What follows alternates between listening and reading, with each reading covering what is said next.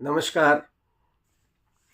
अपने पिछले वीडियो में मैंने आपको पराशर पुत्र व्यास जी की कथा का श्रवण कराया था। आज के इस वीडियो में मैं आपको व्यास नंदन सुखदेव जी के जन्म की कथा का श्रवण कराऊंगा। सुखदेव जी के जन्म के संबंध में या सुखदेव जी के संबंध में श्रीमद् भागवत में केवल 4 श्लोकों में वर्णन किया गया है। उसमें से प्रथम श्लोक है, तत्राभवत् भगवान व्यासपुत्रो यद्रच्छया गामटमानो नपेक्षः अलक्ष्यलिंगो निजलाभतुष्टो वृतश्च बालैरवधूत वेश। अवधूत वेश है। उस समय भगवान सुखदेव जी का आगमन हुआ। अवधूत वेश है। 12 वर्ष की अवस्था है, लेकिन लगते 16 वर्ष जैसे हैं। सुखदेव जी की जन्म की कथा विस्तार से कौशिकी संहिता में बताई गई है। मैं कौशिकी संहिता से ही सुखदेव जी की जन्म की कथा का वर्णन करूंगा। एक बार ब्रह्मा जी ने ब्रह्मलोक में एक सभा का आयोजन किया। उस सभा में सभी ऋषि मुनि, देवतागण, यक्ष, गंधर्व आए हुए थे और उस सभा का विचारार्थ विषय था कि एजेंडा था कि दुनिया में सबसे ज्यादा महत्वपूर्ण चीज क्या है, सबसे ज्यादा मूल्यवान क्या है। उस सभा का विचारार्थ विषय था कि दुनिया में सबसे ज्यादा मूल्यवान क्या है, और इसी विषय पर उस सभा में विस्तृत चर्चा होनी थी। विचार विमर्श हुआ तो किसी ने कहा कि सोना चांदी सबसे ज्यादा महंगा है, इसीलिए वो सबसे ज्यादा मूल्यवान है। ब्रह्मा जी ने कहा कि सोना चांदी तो आजकल सभी के पास होता है। आप जो कथा श्रवण कर रहे हैं उनमें से सभी के पास कुछ न कुछ सोने चांदी की सामग्री होगी, आभूषण होंगे। सोना चांदी सबसे अधिक मूल्यवान नहीं है। सोने चांदी से जो अधिक मूल्यवान है, अधिक महंगा है, वो है हीरे जवाहरात। तो फिर उन ऋषियों ने कहा, देवताओं ने कहा कि हीरे जवाहरात सबसे ज्यादा मूल्यवान है। तो ब्रह्मा जी ने कहा कि हीरे जवाहरात भी आजकल सबसे ज्यादा मूल्यवान नहीं रह गए हैं, क्योंकि आजकल हीरों के गहने का प्रचलन बहुत है। डायमंड के गहने खूब चलते हैं और अधिकांश लोगों के यहाँ डायमंड की कोई ना कोई चीज होती है। तो जो चीज सबके पास है वो मूल्यवान कैसे हो सकती है। इसी विचार करने लगे कि भी फिर ऐसी कौन सी चीज है जो ज्यादा मूल्यवान है। हो सकता है कि कोई और चीज हो। तो किसी ने सुझाव दिया कि मानवता सबसे ज्यादा मूल्यवान है। ब्रह्मा जी ने कहा, आजकल मानवता की कोई वैल्यू नहीं है, मानवता का कोई मूल्य नहीं रह गया है। मानवता ही सबसे ज्यादा परेशानी सहन करती है, कोई मूल्य नहीं है उसका। मानवता तो मिट्टी के भाव बिकती है। तो सभा में उपस्थित फिर अन्य लोग बोले, ब्रह्मा जी फिर आप ही बता दो कि क्या चीज सबसे ज्यादा मूल्यवान है। तो ब्रह्मा जी ने कहा कि इस दुनिया में सबसे ज्यादा मूल्यवान अगर कोई चीज है तो वो है प्रेम। प्रेम इस संसार में ढूंढे नहीं मिलता है। एक दूसरे से प्रेम तो है, लेकिन स्वार्थवश प्रेम है। तुलसीदास जी ने इसी को लिखा है कि स्वार्थ लागी करहि सब प्रीति, सुर नर मुनि सब की हरि थी। प्रेम सुर नर मुनि सब की यह रीति। प्रेम रह गया है केवल स्वार्थ का, और इसीलिए वो सबसे ज्यादा मूल्यवान है, क्योंकि प्रेम जो है मिलता ही नहीं संसार में। ब्रह्मा जी कहते हैं कि प्रेम भगवान में निस्वार्थ भाव से किया जाए, वो सबसे ज्यादा मूल्यवान है। तज तीरथ हरि राधिका, तन दुति करि अनुराग, जेहि ब्रिज केलि निकुंज मग, पग पग होती प्रियाग। तो वहां सभी भक्तों ने, जितने भक्त वहां उपस्थित थे, सभी ने ताली बजाकर ब्रह्मा जी की बात को सहमति दी कि हाँ भाई, प्रेम सबसे ज्यादा मूल्यवान है, कि अगर संसार में प्रेम ही ना होता तो ये संसार कैसे चलता, और उसका मिलना भी सर्वाधिक महत्वपूर्ण है। तो अब इस प्रेम की परीक्षा कैसे की जाए? कौन प्रेम करता है? ब्रह्मा, विष्णु और महेश तीनों में सर्वाधिक प्रेम कौन करता है एक दूसरे से? तो सभा में ये डिसाइड हुआ, ये निश्चय हुआ कि भाई नारद जी इस बात की परीक्षा लेंगे कि दुनिया में प्रेम है कहाँ सबसे ज्यादा। नारद जी ने कहा ठीक है। नारद जी को ये कार्य सौंपा गया और उसके बाद सभा विसर्जित हो गई। एक दिन नारद जी ब्रह्मा जी के पास गए और ब्रह्मा जी से कहा कि हे ब्रह्मदेव, आपका और आपकी जो ब्रह्माणी है, आपका और आपकी ब्रह्माणी में बहुत प्रेम होगा, क्योंकि आप ही ने उस सभा में ये कहा था कि प्रेम सबसे ज्यादा मूल्यवान है। तो ब्रह्मा जी बोले, भाई हमारे यहाँ इतना प्रेम कहाँ है, हमें तो प्रेम का मौका ही नहीं मिलता है। मैं तो वेदों का अध्ययन करता रहता हूँ, संसार का सृजन करता हूँ, उससे ही मुझे फुर्सत नहीं मिलती है। अब हो सकता है कि विष्णु और लक्ष्मी में बहुत प्रेम हो, क्योंकि ज्यादातर विष्णु भगवान जो है वो शेष सैया पर शयन करते हैं और लक्ष्मी जी उनके चरण चापन किया करती हैं, चरण दबाया करती हैं, तो उनमें प्रेम ज्यादा होगा। नारद जी ने से कहा ब्रह्मा जी ने कि आप विष्णु के पास चले जाओ और देखो उनमें ज्यादा प्रेम है या नहीं है।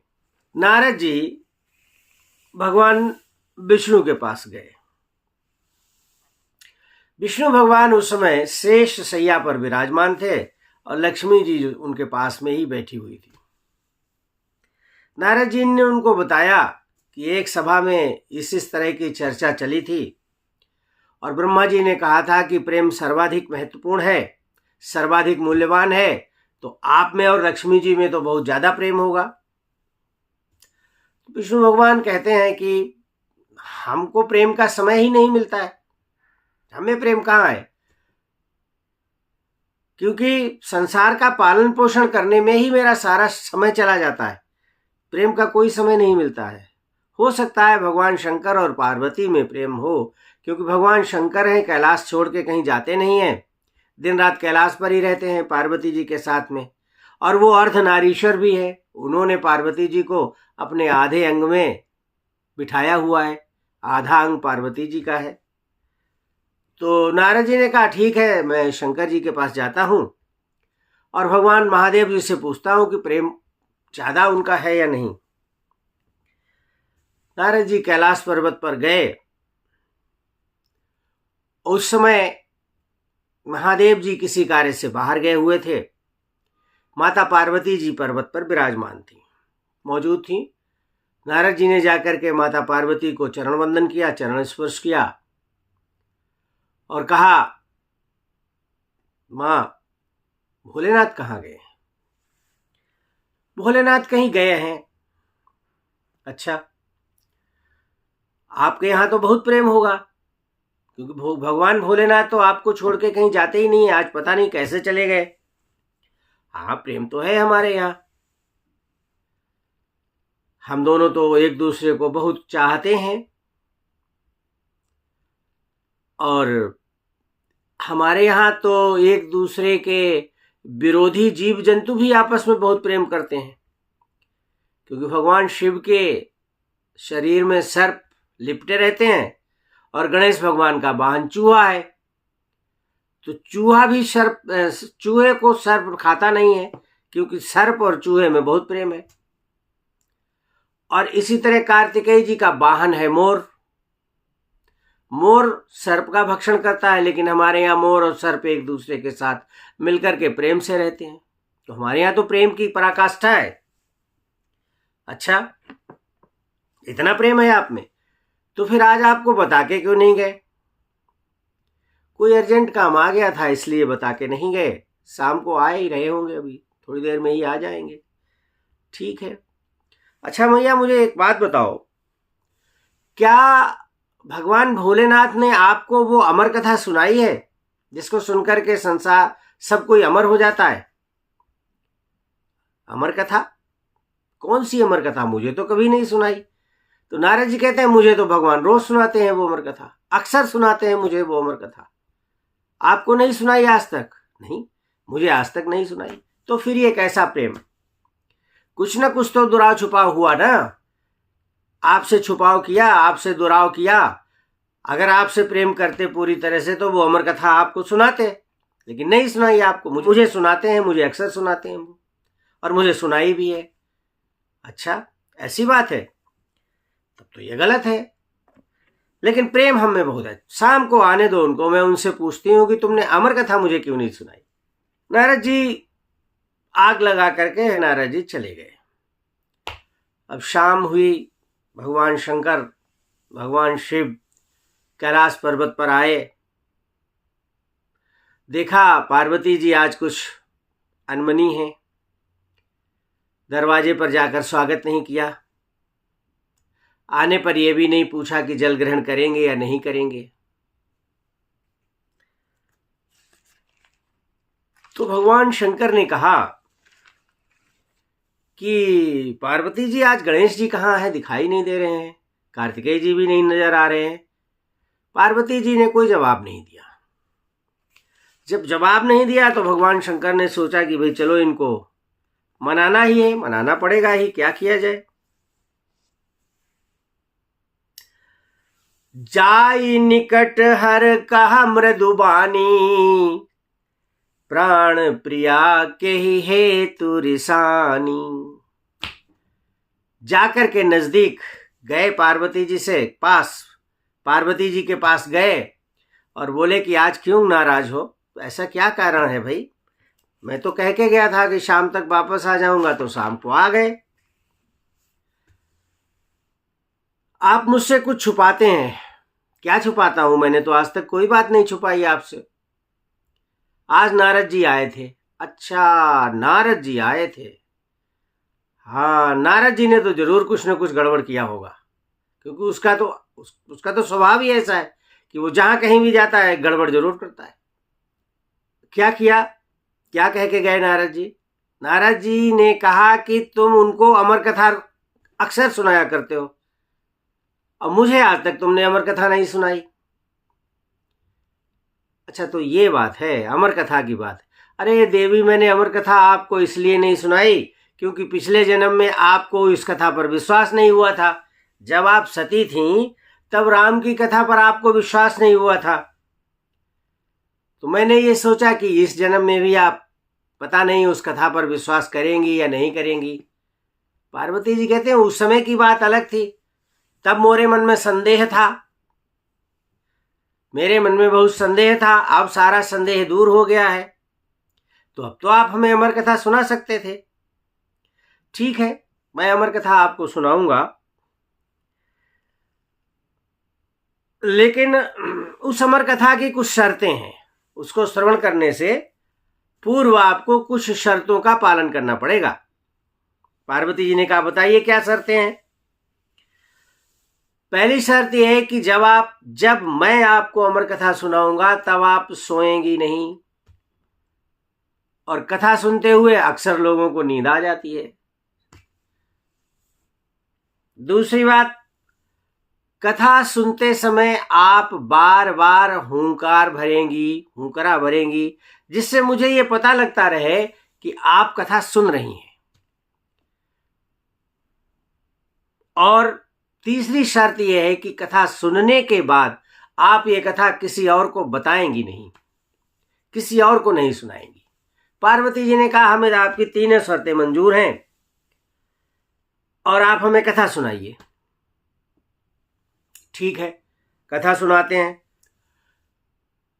उसी वट वृक्ष के नीचे बैठ गए भगवान शिव और पार्वती जी, और भगवान शिव ने अपने त्रिशूल को आदेश दिया कि जाओ, कैलाश पर्वत पर कोई पशु पक्षी, कोई व्यक्ति नहीं रहना चाहिए।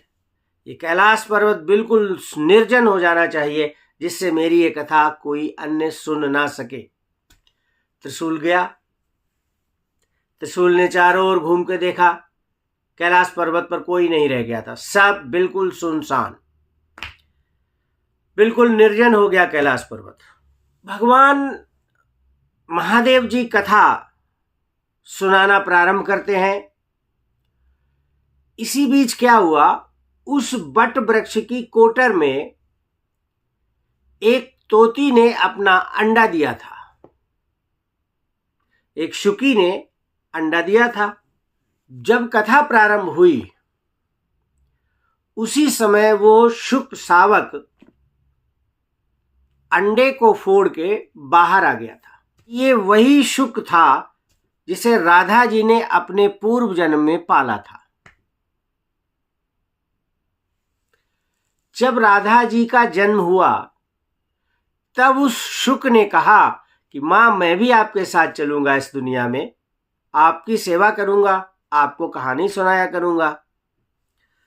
तब राधा जी ने कहा कि जब मेरा महाप्रयाण हो जाए उसके बाद संसार को कथा सुनाने के लिए, संसार को मेरी यशोगाथा सुनाने के लिए तुम जन्म ले लेना।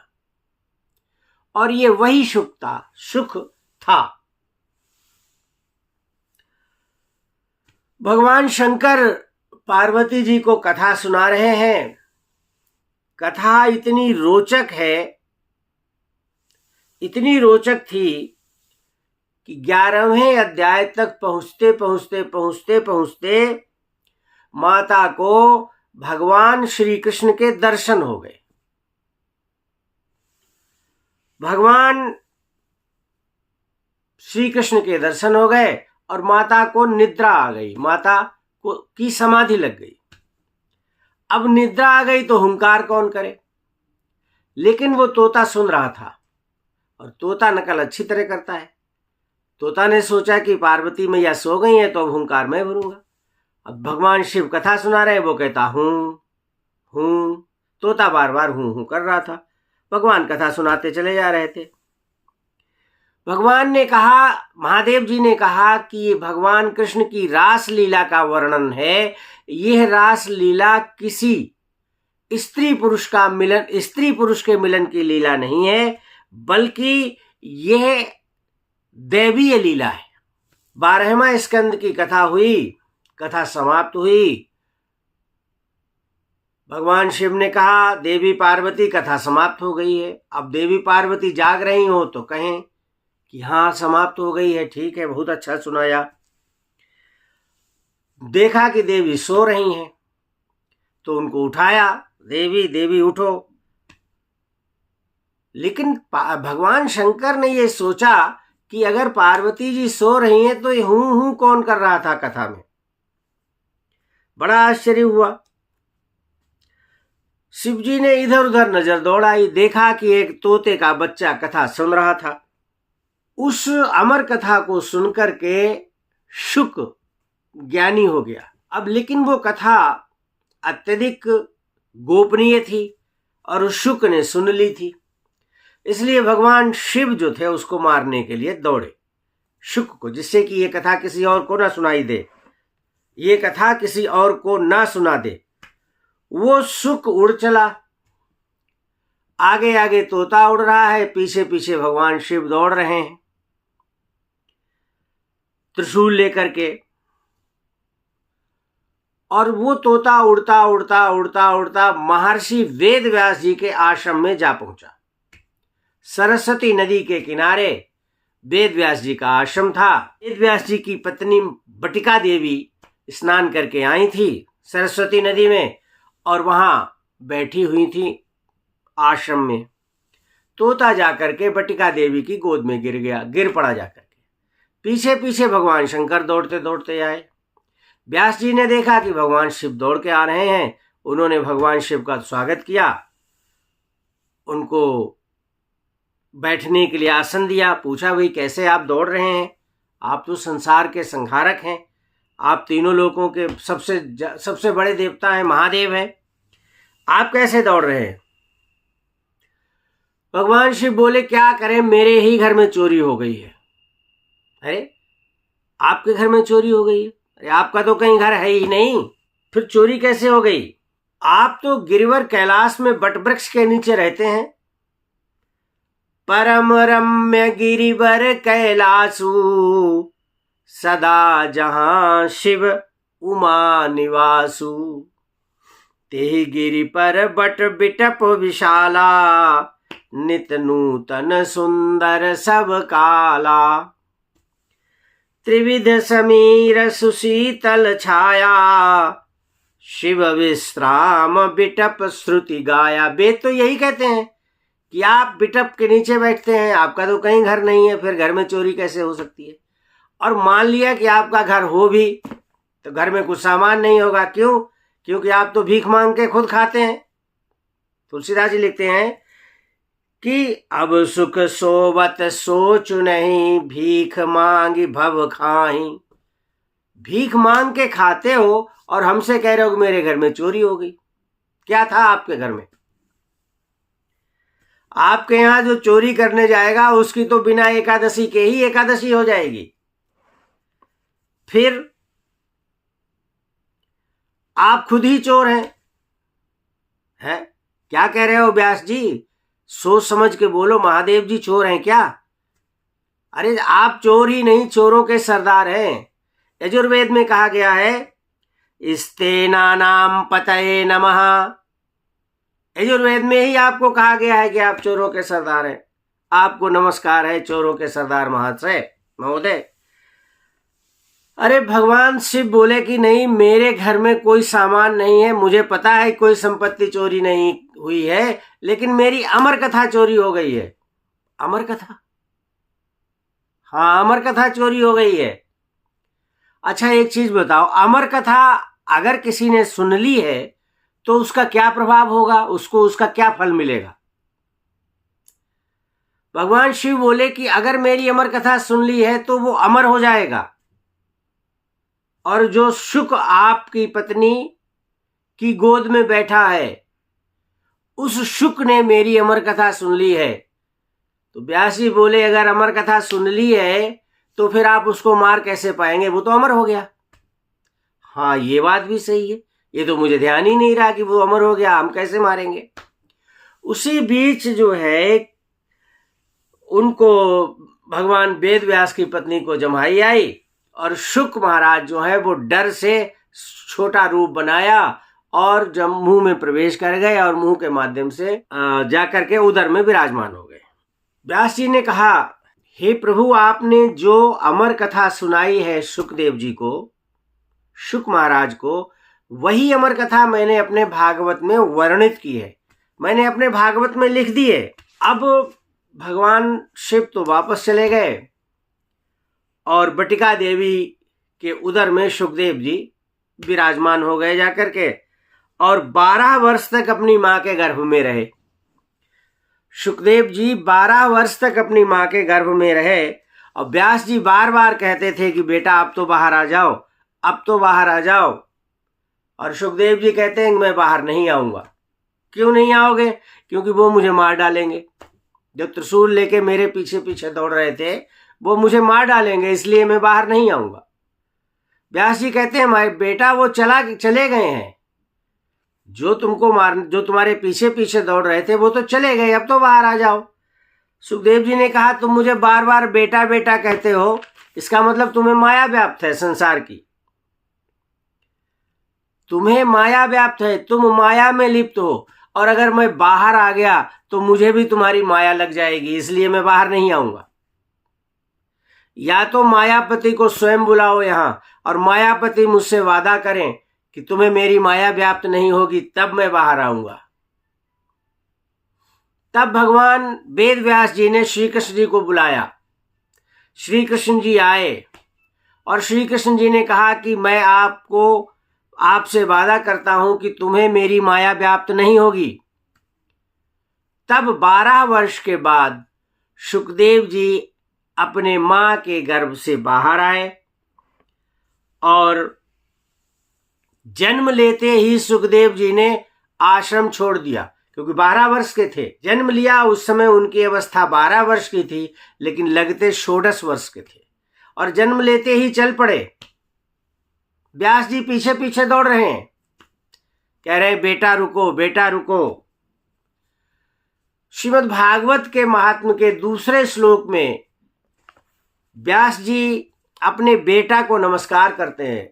लिखते हैं, यम प्रव्रजन्तमनुपेतमपेत कृत्यम द्वैपायनो विरह कातर आजुहाव पुत्रेति तन्मयतया तरवोभिनेदुष्टम सर्वभूत हृदयम मुनिमानतोष्मि। पिताजी आप वापस चले जाओ, बेटा बेटा मत कहो। न जाने कितनी बार तुम मेरे बेटा बने और न जाने कितनी बार मैं तुम्हारा बेटा बना, कहो क्या पता है किसको कि कौन किसका बेटा है। इस तरह सुखदेव जी का जन्म हुआ और 12 वर्ष की अवस्था में ही उन्होंने भागवत का पूरा अध्ययन कर लिया था। भागवत का उनको पूरा ज्ञान हो गया था। और जब महाराज परीक्षित को श्राप दिया गया, श्रृंगी ऋषि ने जब महाराज परीक्षित को श्राप दिया कि आज से 7वें दिन तुमको तक्षक नाग डस लेगा, और उस श्राप को सुनकर के महाराज परीक्षित प्रायोपवेशन में गंगा तट पर जाकर के बैठ गए थे। तभी गंगा तट पर सुखदेव जी महाराज आए और सुखदेव जी महाराज ने भागवत की कथा परीक्षित को सुनाई। सुखदेव जी महाराज के जन्म की ये कथा कौशिकी संहिता से ली गई है। थोड़ा बहुत उसमें परिवर्तन करके, बदलाव करके प्रस्तुत किया गया है। उम्मीद है कि ये कथा आपको अच्छी लगी होगी। अगली कथा में, यानी अगले वीडियो में, मैं व्यास जी ने जो अपने पुत्र के लिए श्लोक बोला है, श्लोक बोला, यम प्रव्रजन्तमनुपेतमपेत कृत्यम द्वैपायनो विरह कातुर आजुहाव, इस श्लोक की विस्तृत व्याख्या आपको बताऊंगा। तब तक के लिए जय सिया राम, हर हर महादेव, जय श्री कृष्ण।